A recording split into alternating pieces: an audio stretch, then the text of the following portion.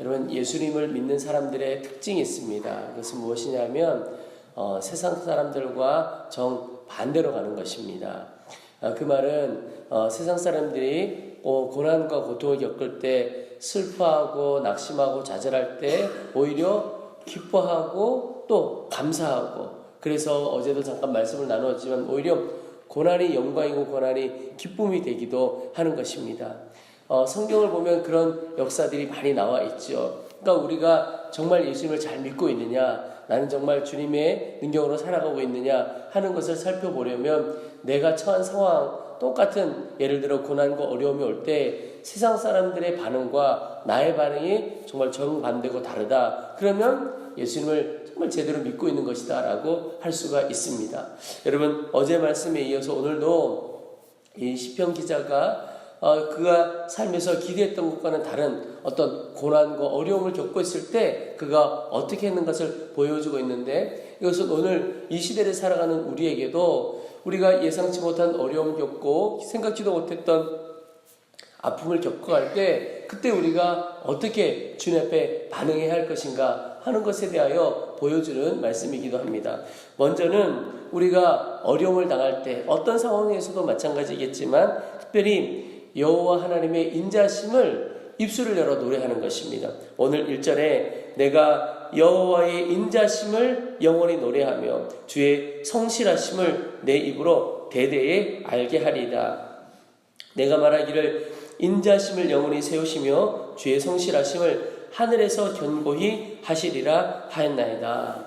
여러분, 우리의 입술이 열려질 때 이 입술에서는 부정적인 말, 또 사람을 아프게 하고 쓰러뜨리는 말도 나올 수 있습니다. 반면에 살리는 말, 긍정적인 말, 믿음의 말도 나올 수 있고 하나님의 이름을 찬양하고 높여드리는 살아있는 찬양도 흘러나올 수가 있습니다. 근데 여러분, 우리 마음 가운데 고난의 때에든 어느 순간에라도 주님을 정말 믿는 믿음이 가득 넘치게 되면 우리 입술에 찬양이 나오게 됩니다. 또 우리 마음에 그 마음이 충만하지 않더라도 의지적으로라도 우리 입술에 찬양이 넘쳐나기를 기도하고 입술을 열어 주의 이름을 노래해 보시기를 바랍니다. 오늘 15절에 즐겁게 소리칠 줄 아는 백성은 복이 있나니 여호와여 그들이 주의 얼굴빛 안에서 다니리로다. 여러분, 즐겁게 소리칠 줄 아는 백성이 복이 있다. 그러니까 어떤 상황에서도 내가 입술을 열어 주의 인자하심, 주님이 어떤 분이신가를 노래하고 찬양하고 고백하는 것, 그것 자체가 우리 영혼 안에 얼마나 큰 능력으로 임하는지, 또 그것 때문에 복 있는 인생이 되는 것인지 모른다라고 하는 겁니다.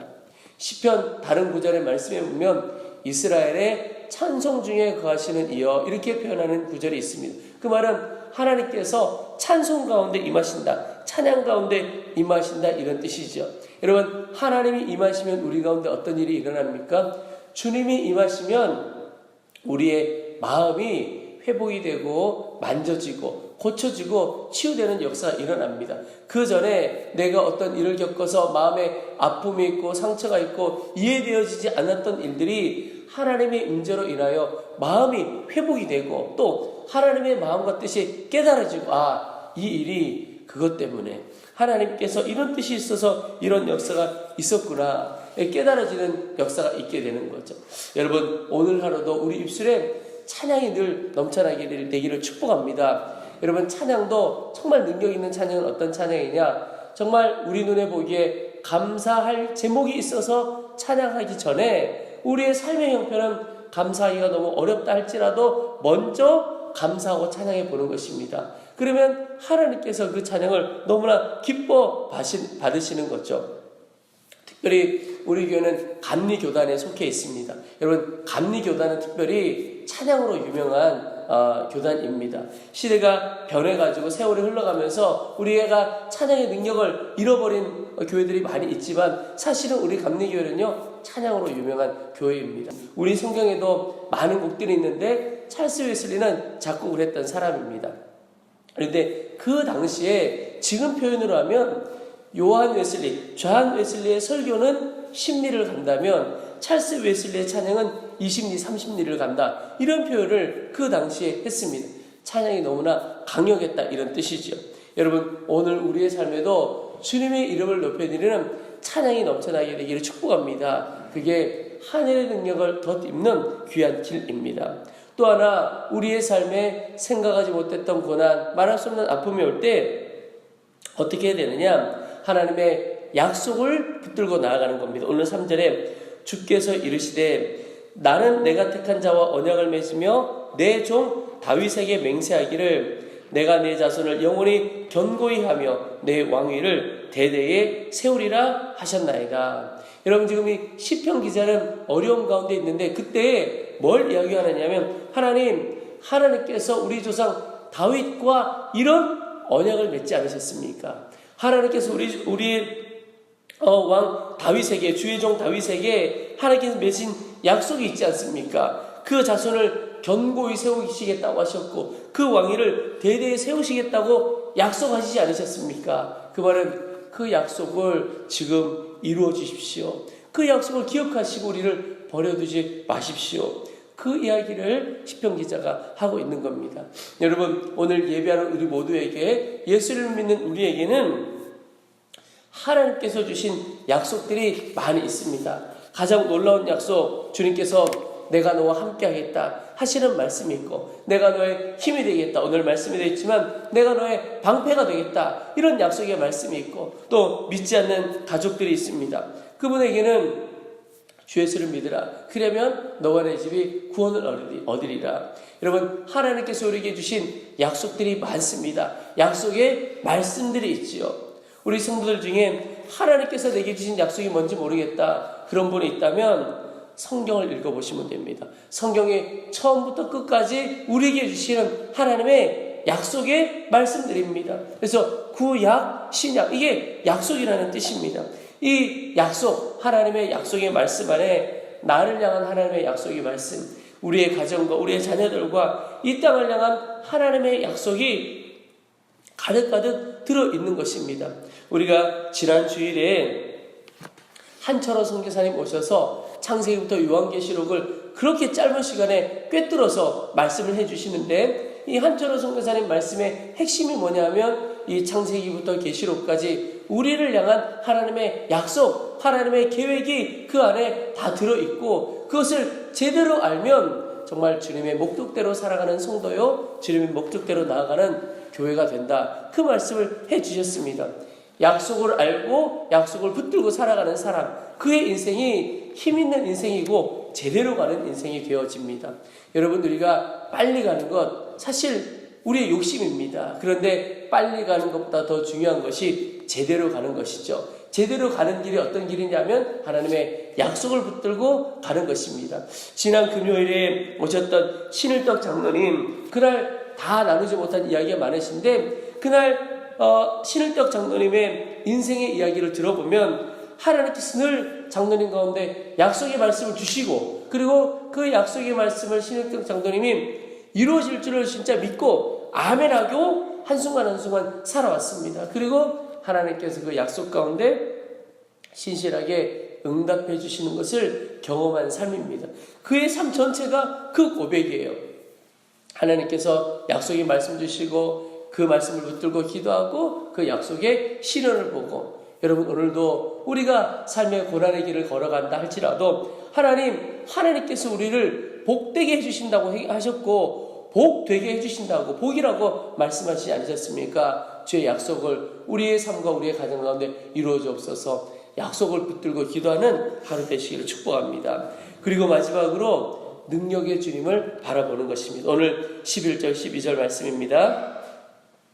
하늘이 주의 것이요 땅도 주의 것이라, 세계와 그 중에 충만한 것을 주께서 건설하셨나이다. 남북을 주께서 창조하셨으니 다볼과 헤르몬이 주의 이름으로 말미암아 즐거워하나이다. 여러분, 이 말씀이 무엇이냐면 하나님의 약속이 하나님이실 뿐만 아니라, 그런데 그 약속을 충분히 이루어 주시기도 남는 능력을 가지고 계신 주님이시다. 어떤 능력? 창조의 능력을 가지고 계신 하나님이시다. 그 말씀을 하고 있는 겁니다. 여러분, 우리가 믿는 하나님이 어떤 분이십니까? 말씀 한마디로 천지를 지으신 분이십니다. 빛이 있으라, 그냥 한마디예요. 그 한마디로 하늘과 땅을 지으시고 이 천지를 지으신 분이 바로 우리 주 하나님이십니다. 여러분, 그 하나님이 오늘 나와 함께 하십니다.